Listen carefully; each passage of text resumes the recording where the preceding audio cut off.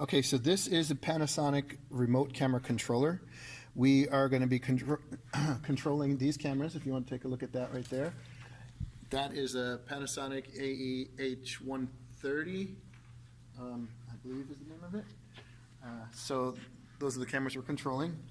There's 5 of them in the room. So to select the camera that we want to control is simply a matter of pressing one of these buttons here. As you can see, these are lit green. Those are showing you that those are active cameras. So this is camera 1 we're now controlling, 2, 3, 4, 5, etc. So camera 1, we'll bring up camera 1 onto the screen so we can see it. And this is camera 1 that we're looking at. And as you can see, when you pull up, it goes up. When you push forward, it goes down. So pulling up brings the camera up. Pushing forward goes down. Now you can reverse that functionality. Some people prefer it that way. Some people are used to it more as a joystick from like a video game. If you wanted to reverse it, you've got to come over here to menu, and you can see that right now it's set to reverse. That's the mode that it's in now, which is pull up and push down. You can reverse that by going back to normal and then clicking that and saving it. Then you go back to operation mode PMEM, and then that's now going to go. It's now going to go up when you push it forward, and it's going to go down when you pull it downwards. So that's how you would reverse that.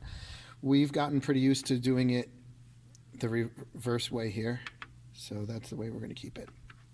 Okay, so you've got pull up, push down, pan right, pan left.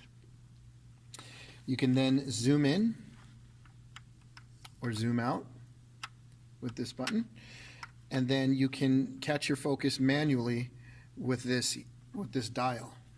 Now, if you take a look, this also has an autofocus. We don't like to keep the autofocus on because what you'll find is that the autofocus is going to constantly readjust, and you're going to see it doing that. It's constantly checking itself to make sure it has focus. So we don't want to see that. We do use it to grab focus, however. So if you were to look at the screen here, you'll see I'm going to zoom in on, let's say, a chair, and you can see it's out of focus. So I'm going to hit the autofocus. It's going to grab focus, and then I'm going to click autofocus back off. And so that you can see that it's off there. So I just literally just grabbed it, let it grab, and then I just took it off again. And that will do pretty much every time we move on to another object, because we'll find that in most cases when you zoom in and zoom out, that the focus needs to be readjusted. The other thing that we find to work fairly well is that we'll zoom all the way in as far as we can, then grab focus there, take it off, and then in most cases you'll find that the focus will stay pretty good at any zoom level once you have the focus adjusted that way.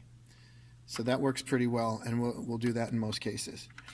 Okay, so there won't be much of a time to manually focus unless you find that when you're zoomed all the way in and you grab your focus, you find that it might need to be just adjusted slightly. Then you can use your manual focus to grab it, and then make sure your autofocus is off at that point, and then you can do your zoom in and zoom out, and that will not need to be adjusted again in most cases. 4 minutes. Oh, thanks. Okay, so also the speed that you zoom in and out can be changed here. If you find that you like your zoom slower or faster, you can adjust this. It'll zoom slower, or you could go high and then it'll zoom in much faster. We find the middle to be pretty consistent. And the same can be done with the focus. You can adjust the speed of the focus. You can also adjust the speed of the camera movements with this one. Iris is going to be your f-stop, if you will, so that you can iris up. And let's take a look at this here. So you can see this is irising up, and then this is irising down. So you're just making your adjusting your brightness for the room. You just want to make sure nothing's blown out. We don't have any stage lights on at the moment, so it's going to look a little different. And finally, the only other thing that you're really going to want to do on this when you first get started is your white balance. And that's nothing more than putting a white card up on the stage with your stage lights on, zooming all the way in on it, and then hit auto white balance, and that'll calibrate the camera for that white level.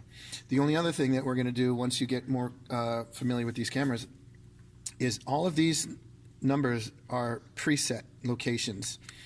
They preset your location, your zoom, and your white balance if you have those settings set. So as I hit these different numbers, it's changing where the camera looks. So if you look at this one last time, you see this is preset 1, preset 2, preset 3. So you can literally, before your show starts, if you know exactly where you're going, you can do all your presets in advance, and then you can literally run your show with just buttons without even having to use this. And of course, saving these is the other thing, that the little procedures you're going to have to learn. So to save a preset, you get the thing in focus that you want and the placement of the camera that you want. Once it's there, then so let's give an example of grabbing, let's say we want that little speaker. So then you're gonna hit memory store. That has to be on, and then you push and hold the location that you want to save it at. You push and hold it until you see store complete. That comes up. Once you see store complete, then it's there. This then has to be off. So you have to remove memory store, and then it's there. So if we look at this one last time, this is memory stored 1, and this is the one that I just saved, number 6. We'll bring it right back there.